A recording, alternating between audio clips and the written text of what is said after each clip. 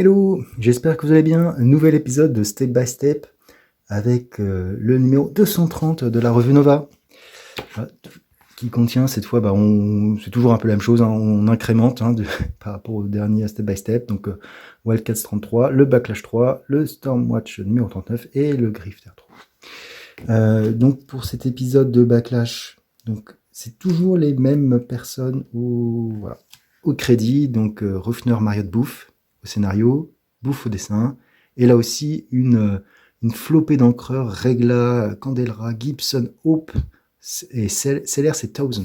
Donc là, franchement, un truc de fou. Donc beaucoup d'encreurs. D'encreurs. Donc on avait terminé l'épisode 2 où, à Chicago, où une espèce de gala avait été organisé.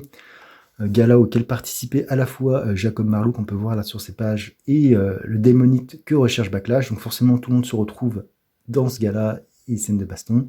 Et comme c'est Chicago, dans cet univers partagé d'images à l'époque, le Savage Dragon arrive et commence à dire « On arrête tout, s'il vous plaît ». Voilà. Et entre-temps, il y avait un autre plot qui a été développé où, suite à l'évasion de Taboo, le gouvernement lançait une bande de mercenaires sur les traces de Backlash. Voilà. Donc l'épisode commence avec un truc qui m'a fait vraiment délirer, quoi. Donc Jacob Marlowe qui réussit quand même à s'enfuir et qui dit « Bon, allez, je vais appeler les Cats, allez ». Donc il appelle avec son téléphone portable et voilà. Je passe dans un tunnel, mais voilà, il n'y a plus de batterie dans son téléphone. vraiment ridicule. Bref.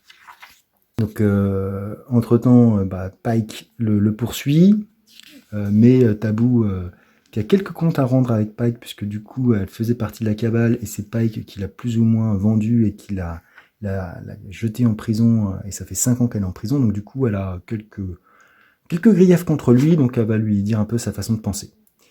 Voilà. Et entre-temps, on voyait Dragon qui arrivait, qui disait « Bon, arrêtez, vous êtes tous en état d'arrestation ».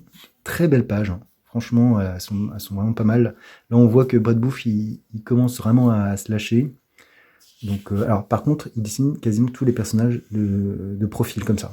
Jamais de 3/4. C'est une planche que vous allez revoir souvent, en fait. Un profil comme ça. Voilà. Donc Backlash qui s'était fait avoir par une rafale de Srin et qui était sauvé de manière impromptue par le dragon qui arrivait. Donc petit combat entre le démoniste, sauf que voilà, il fait pas le poids, un dragon mais vraiment lui met la misère en un coup. Backlash qui se relève, il dit ouais merci, pas de problème. Mais l'autre il dit ok, mais tu vas t'arrêter toi aussi. Mais non, je t'en prie, ne le fais pas, je dois récupérer ce type pour sauver ma copine. Voilà. Après, on revient sur Taboo qui s'est fait elle aussi avoir, et 2 Cats qui arrivent, Void et Zilot. Donc Zilot, la guerrière Koda, donc qui se bat contre Pike. Un combat où là aussi elle se fait avoir. Enfin, bref, les deux se font avoir.